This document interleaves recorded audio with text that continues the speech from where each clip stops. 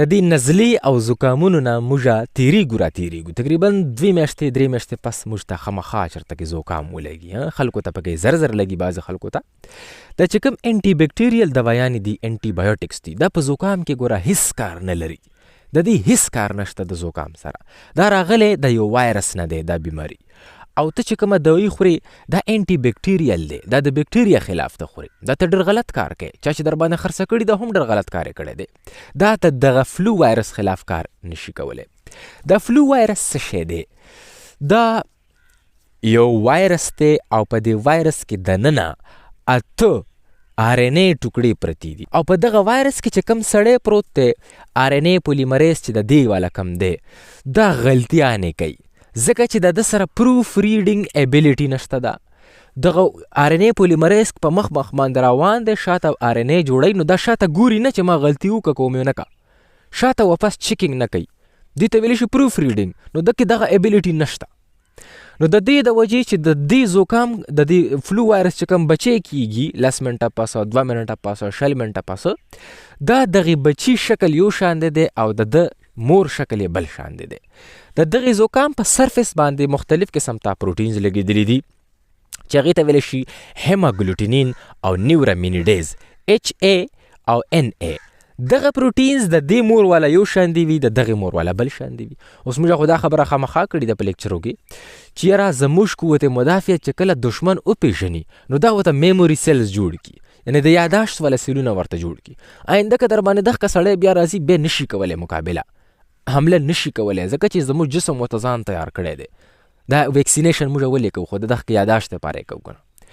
نو د زکام والا وایرس ته که ته یاداشت والا سیلونه جوړ هم کې، نو میاشت پس که در باندې بیا د زکام والا وایرس راځي، نو د هغه په سرفیس باندې، هغه په مخ باندې هغه پروټینز، هغه دروازې مختلفې وي، بیا نه پېژني زموږ پوځیان. نو ځکه موږ ته زکام بار بار لګي.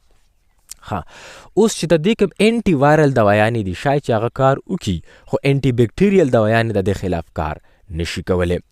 هسې یو بیسټ حل زما په لاس کې چې کوم شی ده، نو زه ځکه دې باندې تاسو ته خبره کوم، دا اوریجنل دیسي مالټه ده، پیور کینو مینو نه دی. دا وګورئ ځان ته د مالټو موسم ده، نو ځکه تاسو ته په دې مالټې باندې خبره کوم. دې کې دی اسکوربیک اسید چې هغې ته موږ ویټامین C وایو. اسکوربیک اسید یو پروټین دی زموږ په جسم کې چې هغې ته کولاجین ویلی شي. کولاجین دا سټرکچرل پروټین دی، زمونږ سیزونه جوړوي په موږ کې، لکه د سرمن د لاندې کولاجین پروت دی. زموږ په چې کوم بلډ ویزلز دي، چې کوم د وینې رګونه دي، دا د کولاجین د وجې مضبوط دي. زموږ سرمنه د کولاجین د وجې مضبوطه ده. زموږ اډوکي د کولاجین د وجې مضبوط دي. کولاجین پکې ډېر اهم کار دی. اوس که تا کې کولاجین کم شو، نو رګونه به دې هم کمزوري کېږي، سرمن به دې هم سپوره سپوره وي، کمزوري به وي، او شاید چې اډوکي د هم کمزوري شي.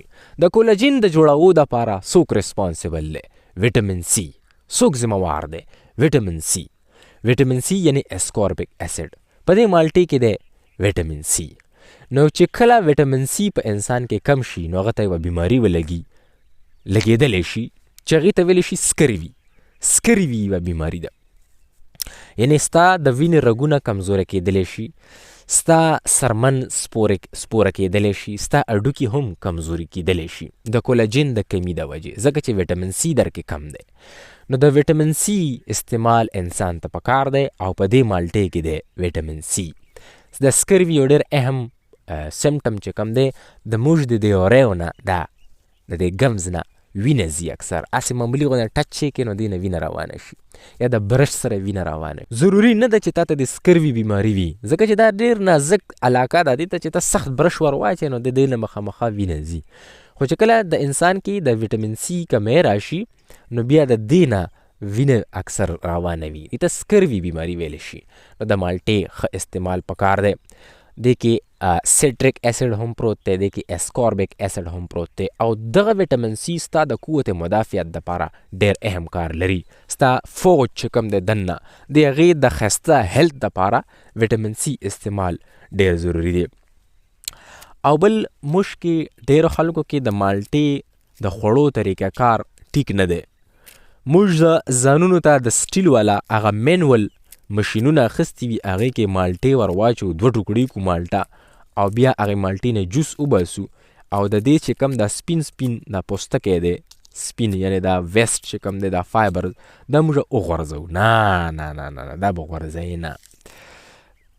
ته په دې کې دغسې ور واچې او بس هغه په باندې دباو کې جوس ته نه وباسې بیا دا وغورځوي. نه دا به غورځوي نه. دا فایبرس پارټ دی. ویکټ به دې نه جوړېږي. بیا قبض هم درته لګېدلی شي که ته صرف جوس کې مسلسل او دا شی ته نه غورځوي. دا د ویکټ د جوړولو دپاره ډېر اهم رول لري او دې کې بلا انګریډینټس پراته دي، نور سامان هم پکې پروت دی. په کار ده چې ته د دې سپین سامان سره دا مالټه وخورې، خالي جوس ته نه مه وباسه. هسې کله نا کله خیر دی خو هر وخت نه. دا به تا ته کانسټیپیشن لګوي، قبض درته لګولی شي. بیا چاته چې دا اسیډ ریفلکس کیږي، دا خولې ته ګرمې اوبه راځي، تیزابي اوبه راځي ورته، یا په دې علاقې کې چاته کې زخم وي، نو د دې مالټې د استعمال د وجې د ده دا مسله زیاتېدلی هم شي. ګوره ځکه چې دې کې هم تیزاب دی او تا ته آلریډي د تیزابیت مسله ده، دا ته دا مسله زیاتولی هم شي. ټولو خبرو ته به ګورې.